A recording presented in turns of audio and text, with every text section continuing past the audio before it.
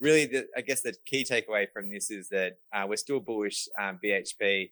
We also like South 32. I mean, every base metal market finished in deficit supply in 21.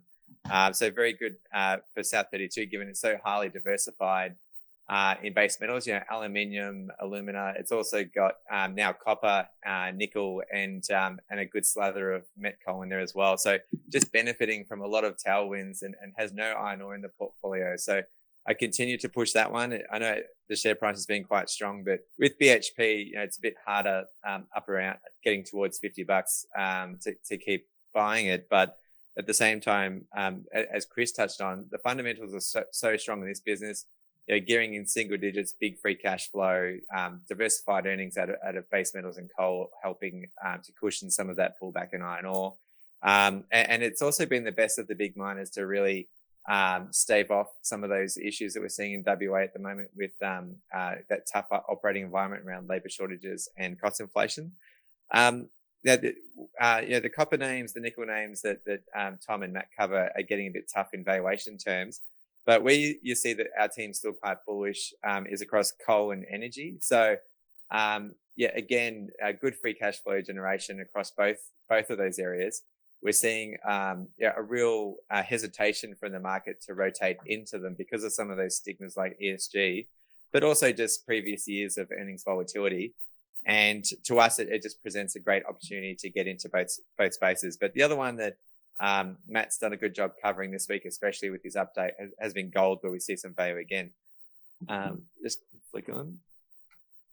Now, this pack's 30 slides long, so I only speak to a couple of them, but I'll send the whole pack out. So I might skip the key themes and everyone can read it during the day.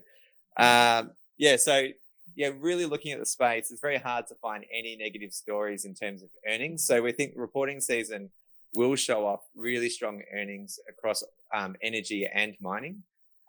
Really, energy is going to be the biggest half-on-half increase in my coverage. And that's because of the obviously extreme strength we saw in LNG and oil prices into late 21. You'll see there in EBITDA growth terms, 100, 200%, 400% for Cooper, although Cooper's more volume driven, based on a year earlier. Now, the only space where we're seeing an expected pullback in EBITDA growth, or EBITDA in general, is Fortescue. So, obviously revenues for low-grade iron ore producers have been hit particularly hard. For BHP and Rio, they've had other contributors like base metals helping to cushion those revenue numbers that we've been saying, but they're also much higher proportion, or almost all of the mix for BHP, and most of the production for Rio and iron ore is high-grade products that haven't fallen as hard as low-grade. So, for Fortescue, it could be quite a tough earnings season, depending on how they come out in terms of the actual earnings numbers. But when you look at the health, it's still extremely healthy base business. Just on the next one. So really the key themes and what we saw yesterday from Mineral Resources is probably an extreme example, but even though fundamentals are quite strong, there's still quite a lot of room to disappoint.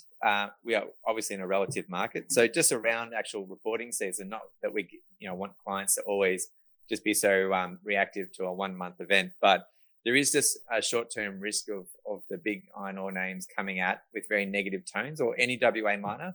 Matt Collings, along with other industry contacts, talking a lot out of Perth about very difficult labour conditions, as a result then putting pressure on individual operations. You've also got quite difficult procurement. Like Rio's always talking about, they're trying to build some mines at the moment, and when they order steel from China, instead of having a Rio person in the steel mill checking out the fabrication of the steel it needs, it's having to wait for that steel to arrive in Australia, then inspecting it, realizing something's wrong, having to send it back, wait for another fabrication of another steel product to come again.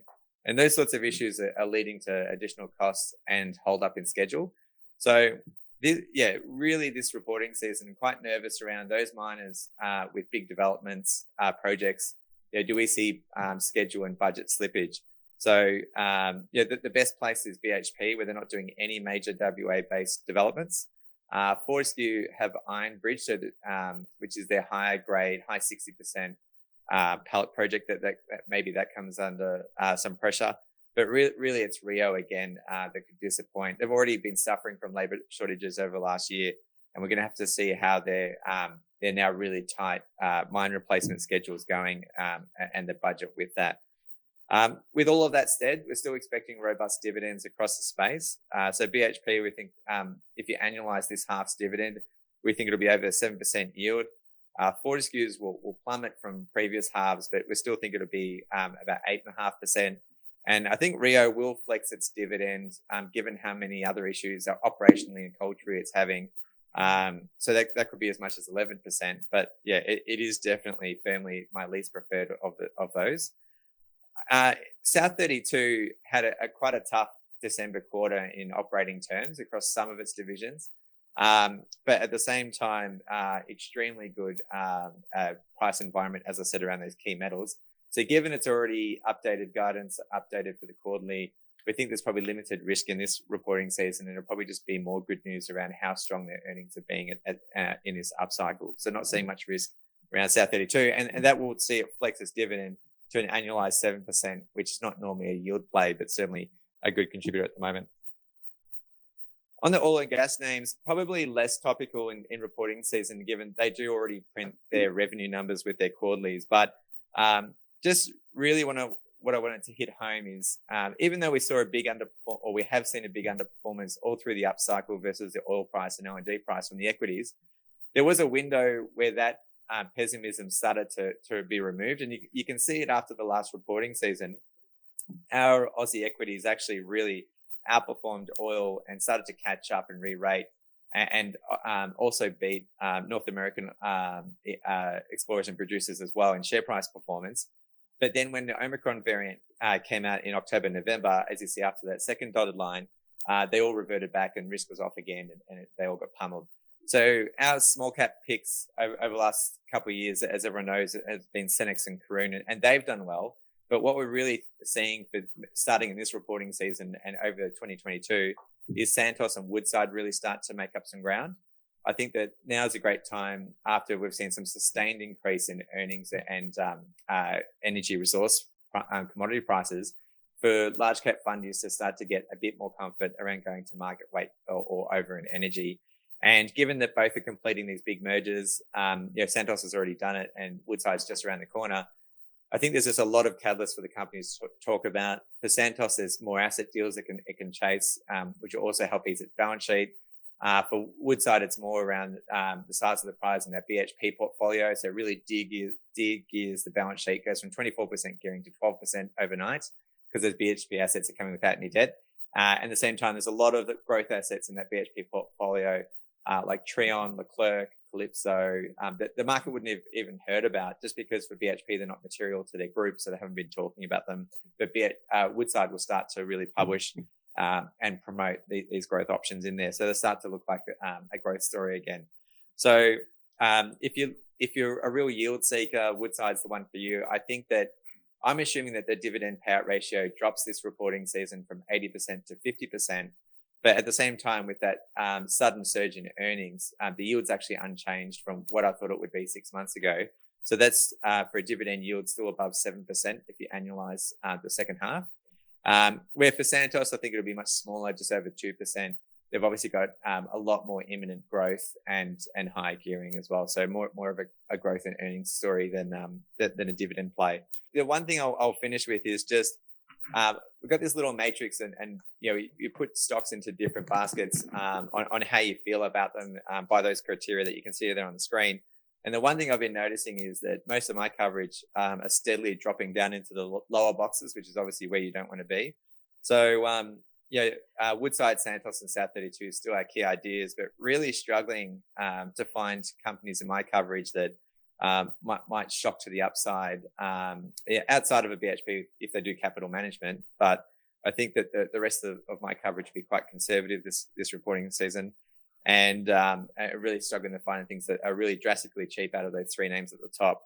So, Rio and Fortescue, I've been surprised with the strength in Rio share price.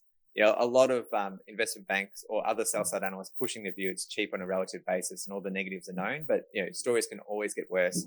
And I'm still hearing quite unnerving things from industry contacts around how operating conditions are going around some of Rio's sites. So I think there's more downgrade potential over the year ahead, especially if you start to get some of that WA pressure, push out schedules further on key mines like Gudai-Darri that they need in the Pilbara to really hold up their volumes of high grade iron ore. Now, other names like Karoon and Cooper still have a buy in them, still like them, but the share prices have done so well that it starts to become unattractive when you compare them to large caps like Woodside and Santos that actually look cheaper to valuation. So I think it's just a dynamic of the institutional market where small cap fundies have been quicker to adopt the sector. And I think that creates a unique opportunity where you don't have to take on as much risk, but you can have some handsome upside with some dividends along for the ride. So as I said at the start, there's 25 more slides, but I won't go through it now. I'll send it around after the meeting and happy to take any questions during the day or this week.